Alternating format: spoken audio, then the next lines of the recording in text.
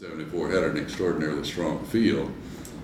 Bobby Rowan was a candidate, David Gambrell, George T. Smith, Burt Lance, Lester Maddox, and George Busbee. And you didn't have to be too much of a political strategist to know that it was very likely that Governor Maddox was going to be the front runner and get into a runoff.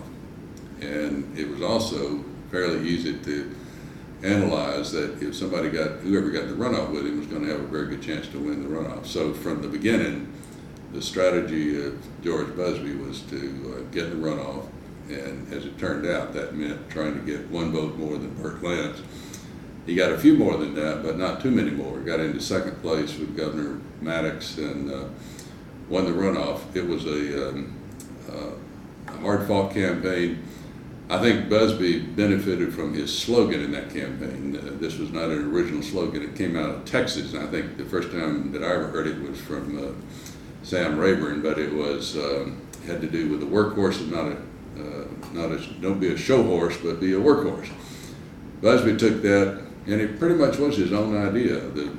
Those of us who worked with him took it and went to advertising agency and got it made into a campaign slogan, but it was pretty much Busbee's own idea to have that as his slogan: elect a workhorse, not a show horse. And it was one of those times when the slogan actually made a difference. It sort of fit him because that's what he was. He was a hard-working guy, was very strong in what is now called the likability dynamic of politics. I'm not sure that word was applied to politics in those years, but George Busbee's great strength was that he could make people like him, and he was relatively low in the financial, in political contributions raised that year, but he was very strong in the likability category. Legislators liked him, and in a lot of counties, the only person he knew in the county that would help him politically was a legislator, but they helped him a lot, and that's how he got into a runoff, and then he beat Governor Maddox in the runoff and became governor in January of 1975. And you were there during the beginning of his administration. I was. And it was not like we had planned. He had a lot of things he wanted to do with education, but it turned out that he was in a deep, deep recession.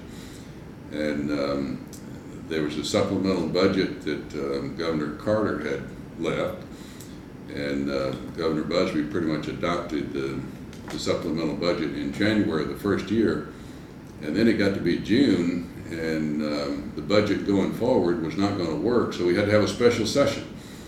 And Governor Busbee was very upset about that because this was not what he was planning to do. But in a real show of leadership, he, as he says, bit the bullet, called a special session and had to unappropriate pay raises that had been planned for university professors. And he thought he was committing political suicide. He thought that he would never be able to sell this, that people would not like him. But he came across as so sincere and so committed to doing the right thing with his, what we call an austerity program. He became very, very popular for doing what appeared to be necessary with the budget and being conservative. And as it turned out, that thing that he thought was going to cost him all of his popularity turned out to be the thing that made him popular. And within a few months after that, there actually started to be talk about changing the Constitution to permit governors to run to serve two terms. That's an extraordinary thing when you think about current politics. Is here was a sitting governor, and they were talking about the possibility of changing the Constitution. Been in the Constitution for many decades, a governor could only serve one term. The legislature changed it and let it apply to him. It passed overwhelmingly by the people in November. He ran again, and since then the 8-year possibility has existed for all governors. But that was due to one thing, and that was George Busbee's ability to make people like him even if they didn't quite agree with what he was doing in terms of policy. That's an extraordinary talent, and that was George Busbee. And I think there's no denying that during his administration, he certainly was a workhorse. He worked very hard, and I remember the first foreign meeting he ever had. It was with a person who was the ambassador from Iran. He was the brother-in-law of the Shah of Iran. And Governor Busbee had me to call Dean Rush and to get Dean Rush to give him some background, to tell him, what do I do in the presence of a person from another country? What do I call an ambassador? How do I have a toast? And this was a meeting that took place at Callaway Gardens. It was the first foreign visitor that George Busbee ever entertained, and he was good at it. This person's name was Zahedi, and Ambassador Zahedi liked George Busbee, gave him a lot of confidence. The first thing you know, he was doing the same thing with Japanese. We were fortunate in that administration, and Governor Carter was elected president. And that caused almost every foreign group that came to the country wanted to go to Carter's home state.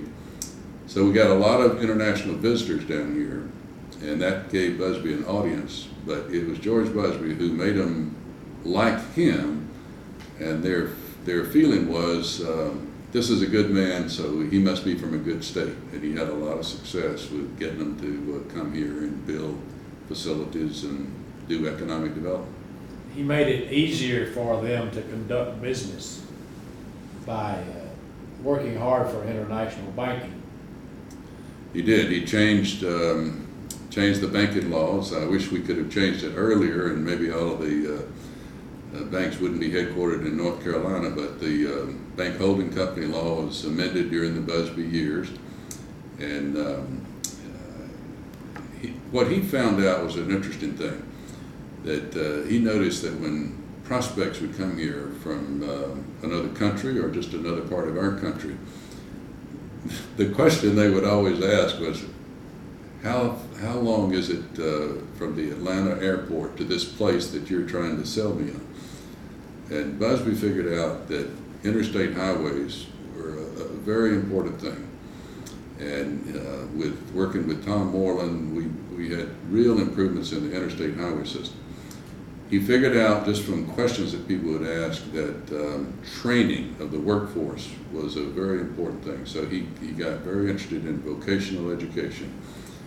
And Busbee was doing firsthand research on what it was that people were interested in. And by staying governor for 8 years, he was able to put a lot of that in. And there's no question that he legitimately can, I think, could call himself then, and did call himself the economic development governor, and particularly with international economic development. That was what he was interested in, and made a huge difference. One of the things that Governor Busbee had a lot of pride in was his ability to be a leader with the legislature. His lieutenant governor during his years was Zell Miller, and the Speaker of the House was Tom Murphy, two forceful, strong, experienced personalities. And there were a lot of differences in their approach to budget items, and they would sometimes have different positions on legislation.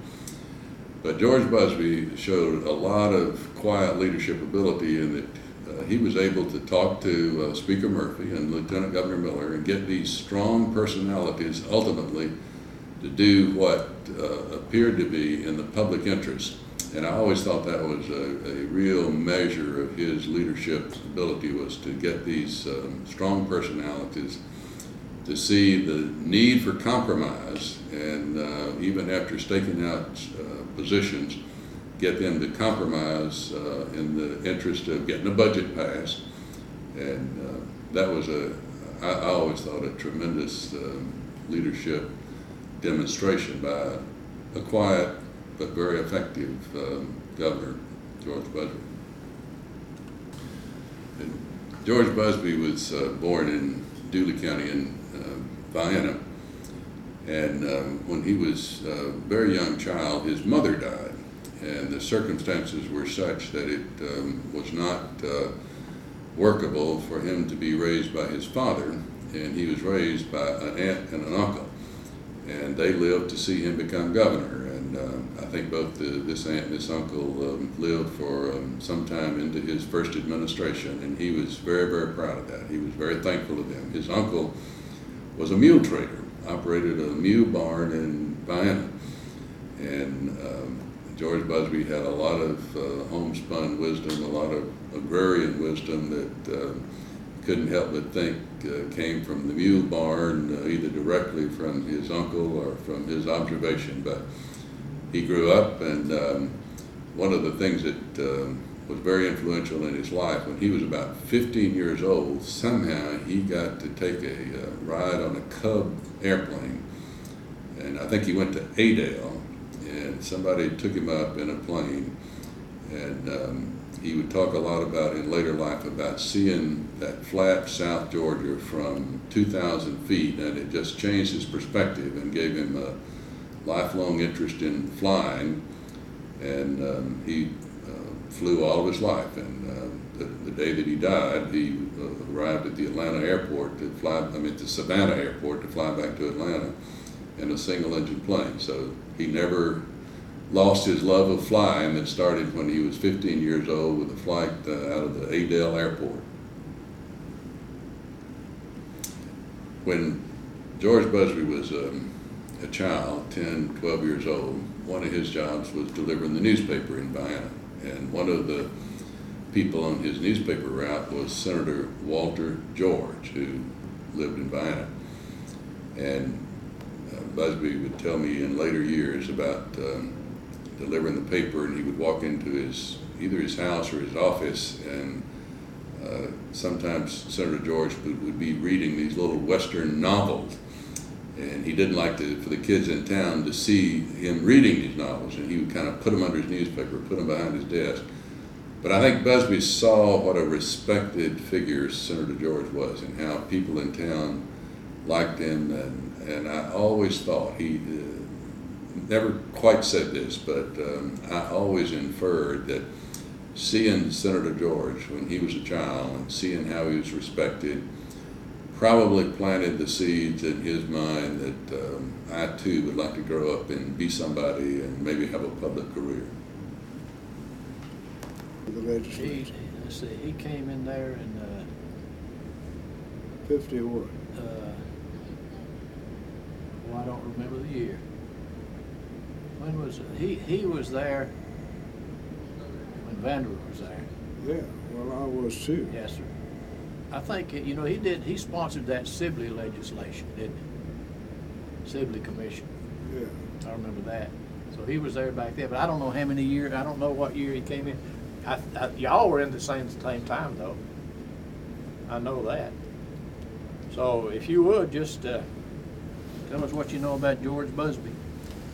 Well, I met George Busbee when I first went to the House of Representatives in the mid-50s. He, of course, was from Albany, and I was from Richmond County. We got to be good friends. I recognized immediately after serving in the House with him that he was very bright, hard worker, and had a good future in politics. When I got elected governor, of course, he had supported me in my race against Marvin Griffin, and for that I was very grateful and appreciative. And so I selected George Busbee and Arthur Bolton as my floor leaders, and he and Arthur Bolton served in that capacity until Arthur became the Attorney General of Georgia, at which time he became the sole floor leader. When I finished my career as governor of Georgia, I then, of course, had an opportunity to work in the Busbee campaign. He ran, I think, in 1974. He really, at that time, was a long shot. He came and talked to me, and I said, George, I don't know what opportunity that you have, but you were my floor leader. You supported me. I'm going to support you. I worked with him, and I worked with, I allowed Norman Underwood, who was a young lawyer in my firm, to spend a good bit of time with him, and we worked all summer for the election of George Busbee. And fortunately, he got elected. He had a motto, "I'm not a show horse, I'm a workhorse," and he was able to convince the people of Georgia that he meant what he said. He became governor in 75, I guess. He ran in 74. He had a great term, 8 years as governor. It was only during that 8-year period that he was the first governor of Georgia that got him to remove the constitutional prohibition against the governor immediately succeeding himself. The only mistake that and it was not a mistake, the only criticism that I ever heard about George while he was governor was that they put in a provision for pension for the governors in the last 4 years of his term. He supported the pension for the governors of Georgia, and I told George, I said, "George, when you get through being governor, you've had a great career. You're going to be able to make as much money as you'll ever need, you and Mary Beth, practicing law. Forget about the pension. If you're not careful, you're going to get criticized for it." But it finally passed, I think, and George, of course, after he left the governor's office, he became a partner over at King and Spalding, made a lot of money as a lawyer, specialized in international relations with Japan, was able to gracefully retire from the practice of law after a matter of 8 or 10 years, spent the latter part of his life flying his Beech Baron aircraft, which he and I both enjoyed doing, fishing at his fish camp down on the coast, enjoying his grandchildren and his wife, and went out of office with a good reputation, maintained that reputation throughout the time that I knew him, all from the very beginning till his untimely death when he was getting ready to fly back from Savannah from a fishing trip. George has a great family, a wonderful wife, children, grandchildren. He left a good legacy, a very fine legacy as governor of Georgia, and I was proud at all times to be his friend and to have supported him.